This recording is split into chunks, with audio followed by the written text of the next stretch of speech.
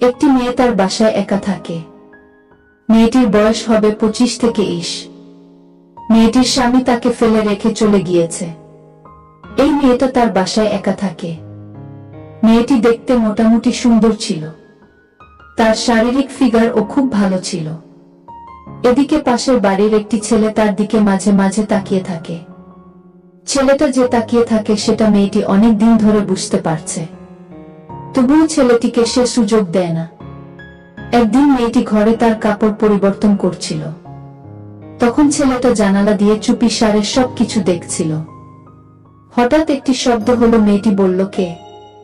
তখন ছেলেটি দৌড়ে পালালো। তখন মেয়েটি বুঝতে পারছে যে ওই ছেলেটি কিছু একটা দেখছিল।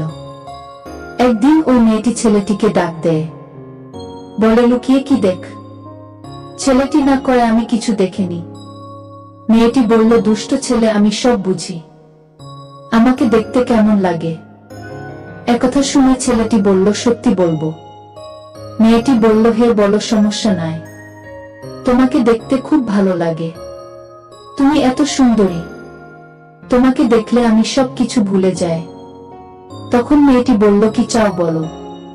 ছেলেটি বলল, তোমাকে চাই। তোমার দাঁতগুলো সেই সুন্দর। আমাকে দেবে খেতে? মেয়েটি বলল, হুম দিব। আজ রাতে আমার বাসায় চলে আসবা, ঠিক আছে?